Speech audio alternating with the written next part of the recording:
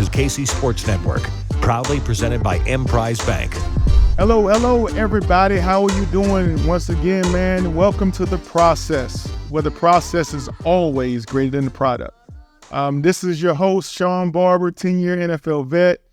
I'm also a member, astute, esteemed.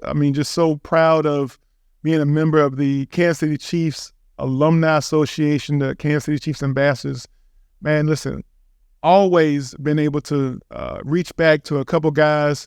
My man, he's a mountain of a man. This guy, Keith Cash, former tight end from the University of Texas, but also from here in Kansas City, one of the Chiefs' greats. You know, we talk about that Mount Rushmore of tight ends. All these tight ends have been coming through Kansas City. It's like tight end U here in Kansas City. But whether it's Kelsey, whether it's Tony Gonzalez, Moyaki, a bunch of guys, there's no greater man when it talks about his commitment to his family or the community than one Keith Cash. So Cash, real quick, man, I got to pay some bills first. First and foremost, man, we need to thank our title sponsor, the McGinnis Group. The McGinnis Group is a health benefits insurance company. Yes, I do work for the McGinnis Group, and we also specialize in employee benefits, health insurance for corporations and companies, retirement, financial services, life insurance, and long-term care. We would love the opportunity to examine and review your current plan and have you be a part of the MGI team. And we say team because TEAM, together, everyone achieves more. And without further ado, hey, Cash Money, we always started the same way, man. This is a phenomenal podcast. I've had a bunch of your buddies on. Man, Kevin Lockett, Billy Baber, Deron Cherry, Christian Okoye stopped in. But this is going to be the show. This is the one that knocks out. Tim Grunhard had come in to talk about A View from the Center, talk about his book. I think it was a curse because he talked about the playoffs with Bishop Miege, and then they lost that weekend. So RIP to the Bishop Miege football team. But yeah, it's football season, high school football season. But we always start the show with the who, the what, and the where. Who is Keith Cash? What are you currently doing as far as business? And then where can people find you on social media? All right. Keith Cash. I live out in the Liberty area with my beautiful wife, Tina, and my 3 kids, Mason, Chris, and Evelyn. All athletes like their mother.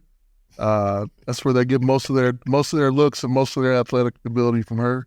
And I'm working now as a financial advisor with Central Investment Advisors. All right. We work out of the central banks here around town. There's 50-something locations. I cover kind of everything north of town. Who, the what, the where. And you can find me at centralinvestments.net. That's the website for my group, for my team. So that's kind of what I'm doing now. But social media, no social media. No, he's staying out. He's smart. I you know what? I look at my wife's Facebook every now and again. I get some stuff emailed to me. I don't mess with it too much. Smart guy. So we always can test. This is the litmus test for how intelligent a guy is. Depends on how many different arms of social media you have. So we have some guys here that have like 20 different handles on X, on Instagram, on Twitter, on what? Facebook? Facebook. How about LinkedIn? LinkedIn. Is that one? And you know what? That counts. Okay, I'm on LinkedIn too, so. Because you're a businessman. Yes, handling your business. So yes, I always say, man, the smart guys are the ones that stay off that social media. But then we got some guys that play a little bit more risky, and they get DM'd. Really, after the show gets uploaded, a lot of our followers DM them and let them know, hey, that was a great show. I wish you would spend more time talking about maybe some your past experiences with the Chiefs or whatever. So we're going to do what our audience wants. We're going to dive into some of your time here with the Kansas City Chiefs. And again, man, listen, I am no historian about the Kansas City Chiefs. I'm a football purist. I understand defensive philosophy and I try to apply it. But it was brought to my attention before we started the show that there was an incident that had to do with you. An incident? Assaulting Rex Ryan. Yeah. In a way. You know, back in my in my 20s, I had some, as we all do, we have these anger issues we try to get a hold of, and playing again 1994 playoffs. Okay. So against the Pittsburgh Steelers, I blocked a punt, and Tim Barnett ended up scoring a touchdown, so he got some shine. So the next game, I could have picked up the punt myself and scored myself. No, I couldn't have. But the next game, that was kind of my moment in Chiefs history. Mm-hmm. Caught a pass against the Houston Oilers. Okay. They had beaten us by 20, 30 points earlier in the year. No one thought we were going to win that game. And back then, coaches, at least this is what I manufactured in my mind, coaches put hits on players. Defense players. You had the kid from the Saints. Oh, yeah. Greg Williams. That was his name. So in my mind, Buddy Ryan put a hit on Joe Montana. And we weren't very happy about that. Timmy would talk about it too. We said that we have to protect Joe, and we're going to put it on these boys this time. So I scored a touchdown, and the first thing I saw once I crossed the goal line was a big poster of Buddy Ryan. And I saw it. I looked. I think I started venturing to my teammates. Then I saw that poster, and I went and I let it fly, hit him right between the eyes. So that's what a lot of people remember about. I like that. Hey, man, that's a constructive way of outlet of some internal anger. You can commit assault on a man's picture without worrying about no legal ramifications. So. But hey, you caught a pass from, not just anybody. That pass, that came from a guy who's, one of the top 5, I think, quarterbacks in the history of football. Absolutely. Joe Montana, Joe Money, man. Luxury having him coming into Kansas City to be a part of our history. Obviously, a historical career with the 49ers, but ending his career here in Kansas City and you receiving one of those passes, man. Yeah, it was huge. The outlook on this team once he got here. It's kind of like when you had Smith and then Mahomes. Okay. We had Dave Craig, who came in kind of a stopgap guy, and then Montana. Even though he's late in his career, man, he did some phenomenal things. You could see he just brought a winningness to this team that we didn't have before. Man, we talk about changing an environment, being a student of the game. That's what we do on this show all the time. We break down different aspects of not only the Chiefs, but what's going on in the NFL as a whole. And right now, what we see in the NFL, man, there's some teams that are firing coordinators, firing head coach. The Raiders fired their head coach, and he had to leave. And then a young man stood up. AP, former linebacker, former player, he steps up and becomes the head coach, and the Raiders run off two wins. Yeah. And then recently, we've had offensive coordinators from the Bills. The Bills get beat by the Broncos. Obviously, we hate everything Broncos, the Donkeys. We don't like the Donkeys, but they did rise to the occasion following a win against the Chiefs and pulled off a second win against the Buffalo Bills, which I don't think anybody had planned on the Bills being 5-5 at this point through 10 weeks. Crazy. With as much talent as they have, especially with the offense, with Josh Allen and Diggs and those guys. But there's something in disarray, something that's not working for their offense. And Ken Dorsey, the offensive coordinator, his job was taken from him. He was fired, released, let go, whatever you want to call it. And now that, they have Joe is taking over as being the new OC for the Buffalo Bills. Sure. Joe, exactly. Joe. Average Joe? Joe has taken over. I can't remember his last name right now, but he's taken over and being the offensive signal caller. But, mid-season, right? Obviously, I don't recall myself being a part of an organization or a team where we fired a coordinator or a head coach mid-season. But I can only imagine how a current player in today's time, all the hype, all the anticipation of you being a playoff team.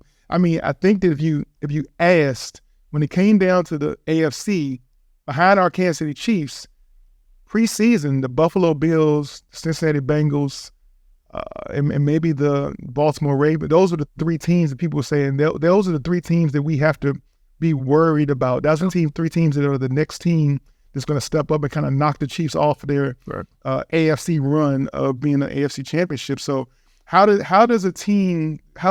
think a team like the Buffalo Bills internally, the players are reacting to that news that Ken Dorsey has been fired? Man, I think that it's, as an offense that's struggling, and not even really struggling. They're struggling. I mean, their ball was moved. I mean, if you look at that loss, if they don't have 12 men on the field, does a kid get fired? Exactly. Probably not.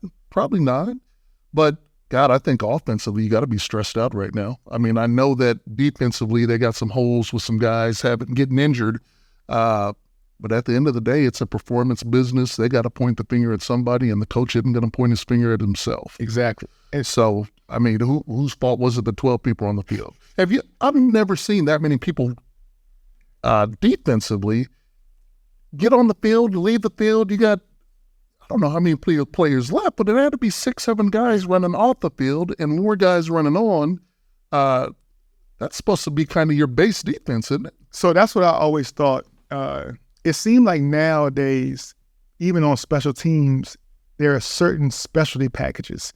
And so now they have a field goal block team that is, specialized. They have a certain defensive tackles, a certain type of end, the wing rushers, and then the, safety and the Mike linebacker. So going from that, nickel or dime package back to the special team field goal block. Right. And then throughout the game, there's injuries. Right. And so when you're the second safety or the third defensive end, how does that, equate to, which role you're playing on special teams? There was one guy that got mixed up. Either somebody was hurt and then they got back to being active. Right. And then somebody wasn't told, hey, you're down now and he's up. However it ended up, it gave the Broncos a second chance. And they took advantage of it. Do you think that whoever that was looked over next to him and saw the guy that he is supposed to be replacing and said, damn, I ain't running off the field now. I'm not gonna be the one. Too late now. Too late now. Let's run with it. Hopefully they don't count me. Well, and again, I've been on special teams. I've been on a lot of punt block teams. So the way they count it on special teams is it's not even by position no more. It's like I'm the R1, the 2, the 3, the 4, the 5, and then I'm the L1, 2, 3, 4, 5. I'm kiddos. And now I got the mic, right? So the mic is the mic. He's the guy off the ball waving his hands and everything. But you always look down. You say, all right, I got 5 guys this way. I got 5 guys that way. And like you said, when he was the mic linebacker, I think he was probably so focused on just trying to let me distract this kicker. Because I don't want them to make this field goal. Okay. Then maybe he forgot to go ahead and count. And then also, we got the 2 guys at the end who look down the line to make sure everybody's on side. Right. And I'm sure both of those guys was looking at them helmets and was like, man, it looks a little bit thick. I see a lot of helmets down here right now. So, but man, it's just one of those things where you say, look, the NFL, a football game is 60 minutes. It's about 60 plays back and forth. It always still comes down to the same 5 plays. Yeah. Who makes those game-breaking plays, not blowing, having mental errors, alignment, assignment mistakes. And when it comes down to it, we talk about the Buffalo Bills, what seems to be their Achilles heel is turnovers. Yeah. I mean, just turnovers at right before the half, that 7 route he threw, gave up a field goal. The first play of the game was a running play that the Denver Broncos stripped the guys. I mean, so -4 in turnovers, and you actually still are in a position to win the game unless you put a 12th man on the field and give them a second shot at the field goal. I mean, you can't win games turning the ball over. Yeah. I mean, that's a telltale sign of success in this league is whoever wins that turnover battle typically wins the game. And they turned it over 4 times, 3 of them by their all-world quarterback. That's the problem. Yeah. I mean, that's the problem in every game they've lost, I think, if you look back at it. And we've lost. It's kind of the same thing. I mean, Denver beat us kind of the same way. We turned it over 3 or 4 times. Yeah. Few interceptions by the quarterback and a fumbled punt. And at the end of the day, that's how bad teams beat good teams. Yes, sir. Well, winners like that. Winners are always going to focus about winning, and losers always worried about what winners are doing. And so we're going to take a quick break and get back to that. In the second segment, we're going to talk more about the Chiefs. Definitely bring up, some of those turnover reasons, and it cost us the Detroit game. It cost us the Denver game. So what have we been doing during this bye week to maybe correct some of those mistakes and make sure those things don't come back to bite us in the second half of the season in the playoffs? So once again, this is my man Keith Cash, former tight end of the Kansas City Chiefs. I'm your host, Shawn Barber. You're listening to The Process, and we'll be right back at you. Thanks for listening to KC Sports Network. Make sure you download our new app. Find it on the App Store or Google Play. Just search KC Sports Network. And welcome back to The Process. This is your host, Shawn Barber, 10-year NFL vet, my man Keith Cash. Again, thank you to the McGinnis Group, our title sponsor. Any of your health benefit needs, contact Sonny Scott or Matt McGinnis over at the McGinnis Group. We can definitely make you a part of the MGI team. Together, everyone achieves more. And with that, Matt, we went into break talking about turnovers and how a team like the Buffalo Bills are being, they're 5-5, and each one of those losses, it's just major turnovers being happened, obviously by the quarterback, but throughout the team. They're losing the turnover battle, and that's causing them to lose ball games on a team that we know offensively has the firepower to move up and down the field. And as a Chiefs fan, we faced that. We saw exactly what that feels like at the Detroit game, the beginning of the season. Some costly turnovers by the quarterback cost us that game. Ball went right through Kadarius Toney's hand, led to a pick six, and for us, it was a 2-point loss. And then later on in the season, man, we just want to eliminate and erase everything that had to do with that Denver game. I think a lot of our players, a lot of our fans even, thought that, we won 15 or 16 straight against the Broncos. And so just getting on the plane and going to Denver was just going to be, let's check the box and get ready to jump on the plane and go to Germany to take care of the Miami Dolphins, which we did. We took care of business in Germany by beating the Dolphins. But that all led up to us taking a bye week. And during the bye week, Keith, let's talk about the mindset of some players going into the bye week. What are some of the things that you think that players are thinking about as they're approaching the bye week, during the bye week? Obviously, all our fans and everybody else, we got some T-Swifties that are a part of our fan base. They want to know was Kelsey risking anything going to Argentina to go to Travis's concert? Obviously, it paid dues because his name he got mentioned in the song Karma. Karma is a guy from the Chiefs that is coming home to her after the concert. So if it's just for that, I would have went. I'm just gonna be honest. If T Swift's gonna put my name in her song, right, I am taking the private jet. I'm going to Argentina. I'm standing there with Mr. Swift and giving him a high five after the lyrics. And I'm a part of history, man. Like, she's like one of the greatest stars ever. Yeah. She's universally known. I mean, again, but going into the bye week, how do you recover? How do you rest? How do you prepare your mind for what is already a long season?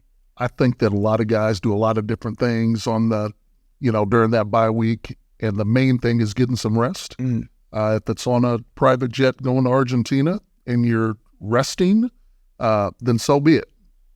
I mean, at the end of the day, these guys get to recharge any way that they want to recharge. Mm-hmm. And the main thing is to reflect on the first part of the season, what they can do differently. Maybe come up. I know that the coaches are in the lab trying to put some plans together. Exactly. We see that with Andy's success after these bye weeks. I mean, his record is phenomenal. So I expect to see some wrinkles. I expect for guys to come in refreshed and ready to go. I mean, I think that we always came out with a little more energy when we came off that bye week. Exactly. Because we were rested, well rested. Yeah, and you know what? And whether we're talking about Kelsey or we're talking about even Patrick, he was able to catch a college football game. Texas Tech was playing against University of Kansas, so he was able to drive right down K10 and go ahead and see his. They play football. They play football. KU. Texas Tech Raiders. Oh, Texas Tech. Now we know about anything in Texas. I thought they played basketball at KU. Anything Texas, any reference to Texas brings up the Longhorn. Hang 'em horns, down horns. We don't do that. No, my bad. We don't do that. Hang 'em horns, hook 'em horns. Hook 'em horns. Hook 'em horns. UT, University of Texas, TU. I don't know which one is Tennessee, Texas. Again, I get all those confused. Obviously, man, listen, University of Texas is phenomenal. Jamal Charles, some of Kansas City's Derek best. Johns. I mean, Kansas City's best. Number of guys came out of UT, so we ain't got number of respect for the University of Texas here in the Kingdom. But like I said, Patrick Mahomes, he was able to get away with his family, and go to see his college alma mater, beat University of Kansas, and get away his own way. And like you said, like at the end of the day, man, the coaches spend time. They need time to review the film. The last 8-9 games, figure out some of their own tendencies and how to break those tendencies. Figure out a way, obviously, on 3rd and 1 to get 1 or 2 yards, since that's the struggle. I mean, is that just a Chiefs struggle? If you look across the board, every team in the NFL, outside of the tush push, except for brotherly shove, the tush push, every team, the other 31 teams in the league are somehow finding a struggle when it comes to getting that 1 yard. And it's causing, and that in itself might be the reason that scoring is down this year. Yeah. Drives aren't being able to be continued. More teams are going for it, 3rd and short, 4th and short in the red zone, and foregoing the 3 points, the automatic field goal, because they're trying to get to the touchdown. Right. I think there might need to be a shift of mindset of what is the average scoring of an offense going into a football game, because I think that, a year ago, there was a number of teams who these offensive powerhouses, you had to think to yourself that, man, when I'm playing the Chargers and the Chiefs and the Bills and the Bengals and the Detroit Lions now and the Eagles, 49ers, man, they're going to score 35 points a game. Right. So, I can't afford to just be taking threes. I got to go for 7s. I go for 7. And then it comes to the fourth quarter, and it's a 17-20 ball game, and you have this sense of remorse. Why didn't I take those those field goals? You do look at that, and I think that the Chargers are a prime example of trying to keep up, probably overthinking it sometimes, because they go for it on some crazy downs or distances anyways. When you're playing the Chiefs, you got to put up some points. I mean, that's what they do. And it's stressful for me as a fan, because not so much anymore because our defense is playing so well. But man, when your defense is playing like we are and you start going for chasing points, man, you don't get it. There's some, you're putting the ball back in 15's hands, and sooner or later he's going to get you. Yeah, we're looking at the record the Chiefs has, being 7-2 going into the bye week, and being able to self-scout and realize we haven't been playing what we would call effective offensive football. Sure. But because our defense has been playing at such a high level of limiting yardage, limiting points by opponents, our team hasn't had the necessity to maybe take as many chances and go for, some of these 3rd and longs and all these things that we've been doing in the past to even put us in position to be a 30, 35 point a game type offense. And so when the defense is almost like each game, the other opponent is struggling to get 21 points. Like someone getting 21 points on our defense has been almost unseen this whole season. So that kind of puts a little bit different perspective on playing the position of quarterback. I don't have to take the top off the defense. I don't have to keep going for the deep balls. I can just move the chains and get us in field goal range. We have one of the most phenomenal field goal kickers in the league, Harrison Butker. So if I can just protect their possessions and get us into field goal opportunities, and then when the time runs, if a touchdown is available, we take it, but not risking the 3 to get to 7. Yeah.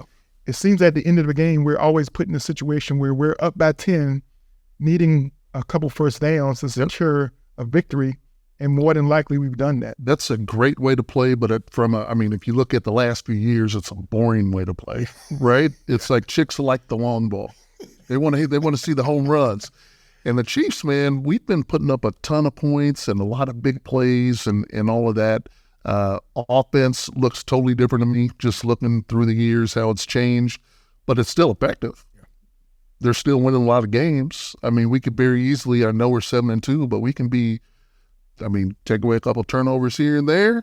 And they're undefeated. So I don't care who they go up against. They got a chance to win when you're playing defense like we're playing. I think part of our issues, short yardage. Sometimes we get a little cute.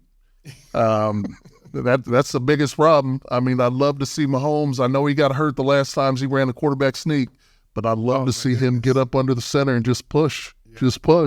I mean, he's a big, strong kid. I think he can take it. We had a guard that stepped on his ankle.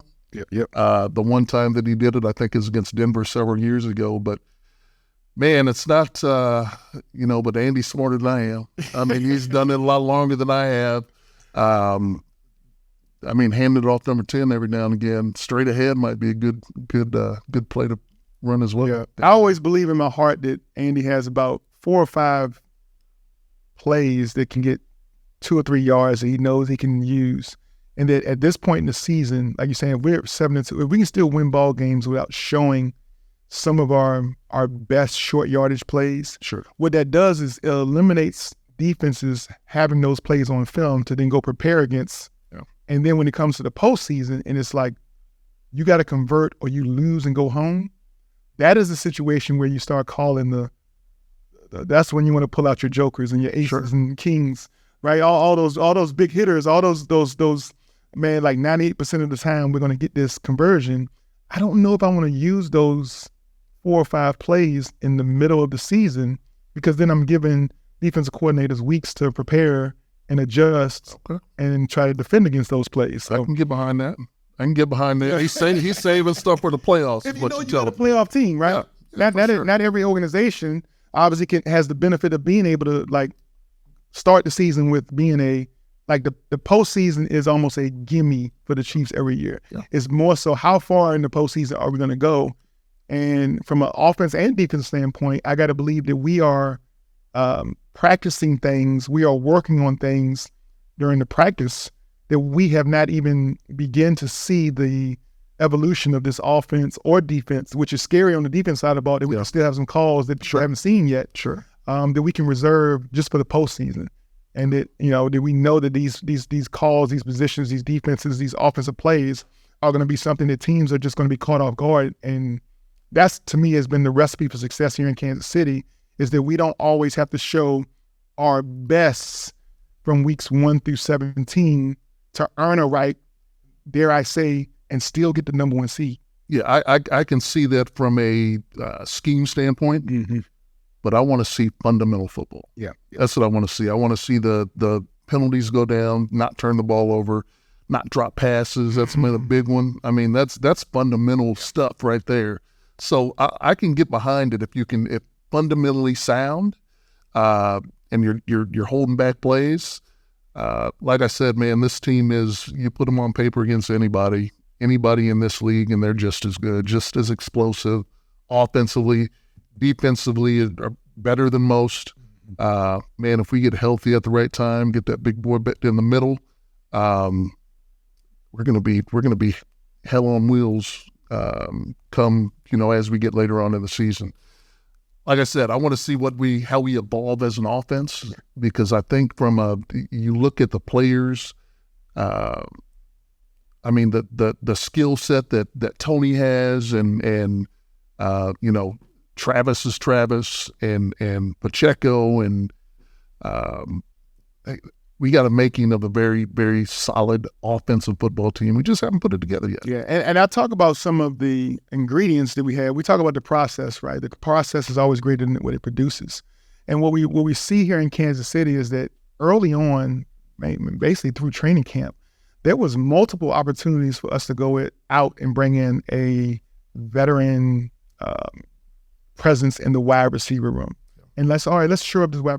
But there was something that our coaches and our Breach and his scouting staff, they saw something that was in the wide receiver room already that they thought of. I would like to give this room opportunity to grow, and develop and mature and evolve. And if you think at this point the skill set this room of wide receivers possess is good enough to win another championship, then at every corner, at every turn, whenever the teams are adding wide receivers, adding Julio Jones, adding Martavius Bryants of the world off the. That's to me is a sign of big and deep. That's desperate right there. That's like that's like if it's not already here, it's not something that's already a part of the team. I got to go out and overspend and put myself. So I'm using basically resources from 2024-25 to try to shore up the holes in 2023, because I don't believe we have what it takes to beat, fill in the blank, whatever team you want. Right. And I think the Chiefs, from a coaching staff, from a scouting standpoint, they took a true evaluation of their team going into this year.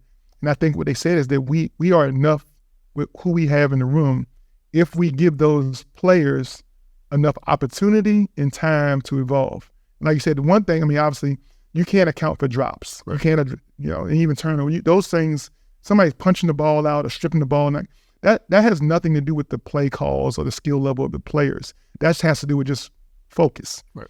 And the only way to improve on somebody's focus is to give them opportunities to focus, right? So I wear my faith on my sleeve. And so people tell me, you have to watch when you ask for patience in life. Because what the Lord will do is he'll put you in situations where you have to utilize patience. Yep. So I think that we have to watch when we ask for this wide receiver room to be better, because what we're seeing is, we're being almost forced to be patient and watch these guys have the opportunities to get more opportunities and make plays. There is no savior. Okay? There's nobody being added to the room. Right. So what we got is what we got. That's it. Love it, hate it. You better start cheering for Rashee Rice and Sky Moore, Tony, Miko. Yeah. Right? Back into the fold. Yeah. So that's who we got going with. And so that's going to be our team, and we're going to take that and ride them as far as they can get us, and hopefully another Super Bowl run. They got as good a chance as anybody. Yes. That's like I said, you look at them on paper, Rice is a solid player, young, still trying to figure out the NFL. Tony, Sky Moore, all of these guys have something. Mm-hmm. And I trust what Andy Reid is doing, and Beach, they've won a lot of games here. So I got to believe, they've earned that. They've earned that grace period with all these guys. So let's roll. Well, we're gonna keep having faith in the process, and we think that there's enough skill and talent level currently with the Chiefs as far as the wide receiver. And we haven't even started talking about the tight end position, because when you add Noah Gray and Blake Bell and those guys, and I love what I saw this past game from Noah Gray. Yeah. Catching the ball, getting upfield, exploding upfield, and I think that he's evolving into another potential threat, another little feather in one hat, for a little wrinkle for Andy Reid that other teams really don't know how to defend, because we haven't seen them a lot. So this offensive game plan has so many different phases, so many different chapters to it. We just get excited. And again, we're preparing ourselves for Monday Night Football against the Philadelphia Eagles. This is going to be a rematch of Super Bowl 57, with almost being a preview to what might be the matchup in Super Bowl 58 out in Vegas. So we're going to take another quick break, man, and be right back at you. When we come back, the last segment, we're going to start diving in deep a little bit about some of the things we do as far as myself and Keith, as far as our affiliation with the Chiefs Ambassadors, and how we present ourselves to the community with our service, and how we continue to be a part of Kansas City as a whole. We'll be right back at you. This is The Process, where the process is greater than the product. We'll be right back with you. Thanks for listening to KC Sports Network. Make sure you download our new app. Find it on the App Store or Google Play. Just search KC Sports Network. Can you believe we're already this deep into the NFL season? We got to make every second count, and with DraftKings Sportsbook, you can make the most out of every single game day. Bet on your favorite teams for a shot at winning big bucks. New customers can score $150 instantly in bonus bets for betting 5 on any matchup. Looking at the Chiefs matchup with the Eagles, currently favored by 3 points at home, with the over-under set at 45.5. Get in on the action with DraftKings Sportsbook, an official sports betting partner of the NFL. Download the app now and use code KCSN. New customers can score $150 instantly in bonus bets for betting just $5 on the NFL. Only on DraftKings Sportsbook with code KCSN. The crown is yours. Gambling problem? Call 1-800-GAMBLER. In New York, call 877-8-HOPE-NY or text HOPE-NY 467-369. In West Virginia, visit www.1800gambler.net. Please play responsibly. In Connecticut, help is available for problem gambling. Call 888-789-7777 or visit ccpg.org. On behalf of Boot Hill Casino and Resort in Kansas, must be 21 or older in most eligible states, but age varies by jurisdiction. See DraftKings.com/sportsbook for details and state-specific responsible gaming resources. Eligibility and deposit restrictions apply. Bonus bets expire 168 hours after issuance. Terms at sportsbook.draftkings.com/football terms. Man, welcome back to the process, where the process is always greater than the product. Again, man. So, man, honored to be joined by my man Keith Cash, former tight end of the Kansas City Chiefs. The same guy that caught the pass from Joe Montana and then assaulted the pitcher of one of the Ryan brothers who he thought that had a hit out from my man Joe Montana. So he took vengeance out on that pitcher. So, man, phenomenal job. Keith is obviously a steward as far as his service to the community. Not him just individually, but him being a part of our ambassador group. So for this last segment, man, we're going to just talk about some of the things our ambassador group is involved in the month of November and December, coming up during the holidays season. We know it's tough for some people. If you're not around your loved ones for whatever reason, sometimes the holiday season gets tough. But what some of our fellow ambassadors do is they find ways to make a commitment to the community. And one of the guys who me and Keith, I think, are both going to be part of the event is the Shop with a Pro event. Christian Okoye, if you are following, listen to our podcast during the Christian Okoye, when he was the guest, we talked about the Shop with the Pro event, where Christian Okoye and the Christian Okoye Foundation receives donations. And then in turn, he's going to have, it was 150, and I think he has over 250 kids. They're going to meet at a local Dick's in early December. And we're going to be able to, our ambassadors and other local celebrities are going to be able to walk around and help them make really smart choices about how to spend that money. They each get a gift card for about $150, and I think sometimes we step in and pay whatever overage there is when it goes over by a little bit. But I mean, that's one of the most amazing events each year, to see the joy on those kids' faces when they get those gift cards. You want to talk about maybe some of that? I think it's what I find just warms my heart is the we're trying to affect them and give them something, but they're actually giving something to us. Yeah.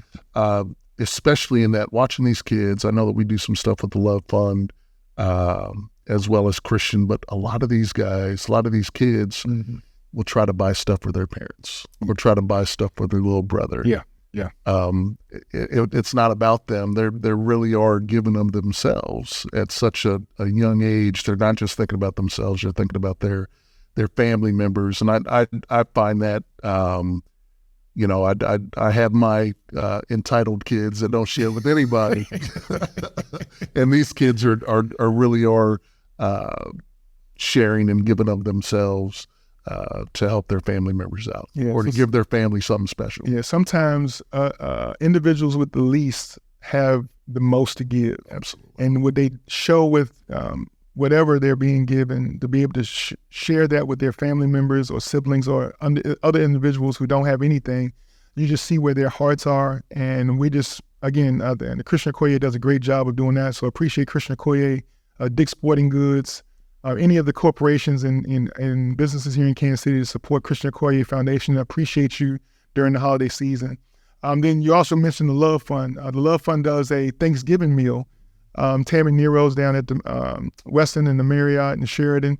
She is on the board at the Love Fund, and the Love Fund does an awesome job of arranging for groups of kids who might not have any parents at home, who don't have anybody to share a Thanksgiving meal with. And usually a few days before Thanksgiving, we meet at a local firehouse or a local organization, a local event place, and we just we have chicken and cornbread and collard greens and green beans and potato salad and deviled eggs and cinnamon rolls, and we also bless them with a little holiday spirit. We do the turkey dance and we do a lot of things. I mean, the Chiefs send Rumble and Woofy and Royal sometimes send Slugger, and so it's almost a collaboration from all the sporting companies and all the alumni of how to show this group of kids that even during a time where they might feel a little sadness in their heart because they don't have enough to know where their meals are coming from. But this organization definitely comes together and supports these young people. And as ambassadors and alumni, we're able to share a meal with them, make a financial donation to those organizations to make sure there's a plethora of food for everybody that comes and show. But even that event, that does warm our heart, especially because we know we have so much in our own homes and stuff. Yeah. Like I said, these kids are trying to pack up stuff to take their family. Yeah. Not just so they can eat a little extra when they get home, but they are literally packing bags, plates for their family. So it is when we have an abundance, we need to definitely give to different organizations that really do bless the kids of this community, because they're I mean, as corny as it sounds, they are the future. Those are the ones that are going to be leading the way at some point. So we also, I just thought about this one, but obviously Camp Quality, being a Chiefs ambassador, I don't know how many years you've been a Chiefs ambassador. Double digits at least. Yeah, double digits. 15 to plus years. I've been one, I think, about 10 years now.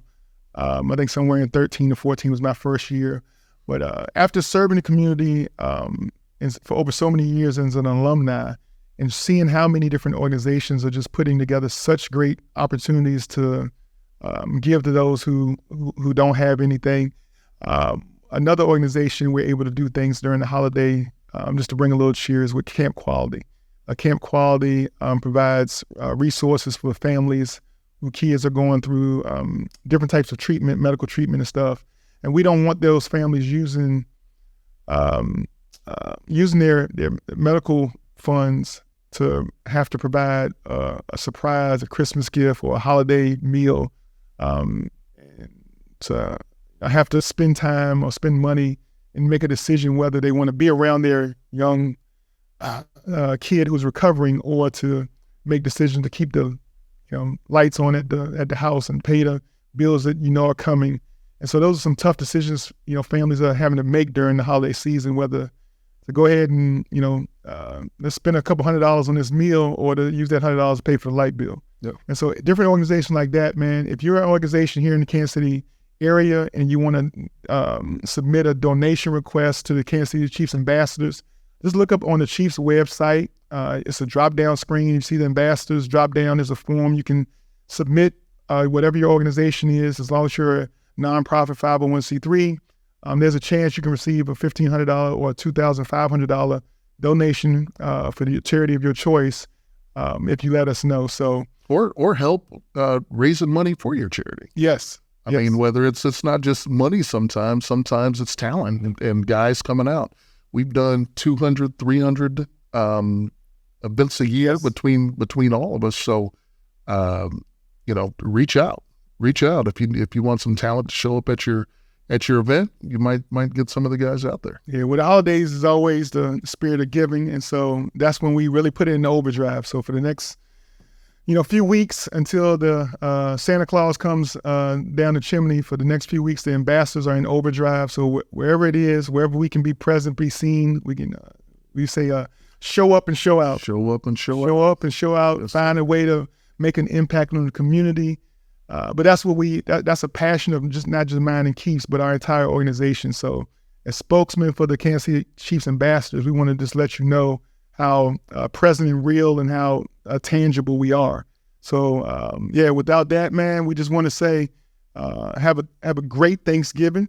Also, man, this is Monday Night Football coming up on Monday. The Eagles are landing number 1 seed in the NFC versus number 1 seed in the AFC. Yep. Oh no, the Detroit Lions.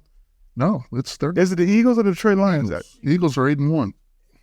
Again, number 1 seed in the NFC versus number 1 seed in the AFC are Kansas City Chiefs, the Sea of Red, Arrowhead Stadium, GEHA Field. All of that is going on. We got to come out, show out, be there, get there early. It's Monday Night Football. Sea of Red. Sea of Red is going to be flowing. Hold on to them tickets. 100. You're gonna sell them to a Kansas City fan. Come on, let's not talk. Let's go. Listen, man. If we turn on Monday Night Football and even a tenth of that stadium is mean green, it's gonna be a disappointment. I mean, if that whole stadium is just not packed red overflowing with red, the fandom, the energy in the building, it should be at an all-time high. This is basically playoff football happening in the regular season. That's the atmosphere. You hearing it from former players. The one thing we love to see is that when you come into your home stadium, that stadium is just chock full of Kansas City Chiefs fans, and we are not selling that lower level. We are not selling any of those tickets to the Eagles as they try to land down at the plaza and spend all that money on the plaza and then come out to the stadium and think they're going to take over our stadium. Ain't going to happen. Ain't going to happen. Not today. not on Monday. So with that being said, man, listen, again, man, thank y'all for listening. This is the process, where the process is always greater than what it produces. My man Keith Cash, former tight end for the University of Texas and the Kansas City Chiefs. Man, I'd like to say thank you from the bottom of my heart. Shawn Barber, 10-year linebacker. We're going to continue to keep blessing you with great information, great host all throughout the season. So tune back in. I can't wait to talk to you next week. And with that, we out. Happy holidays, y'all.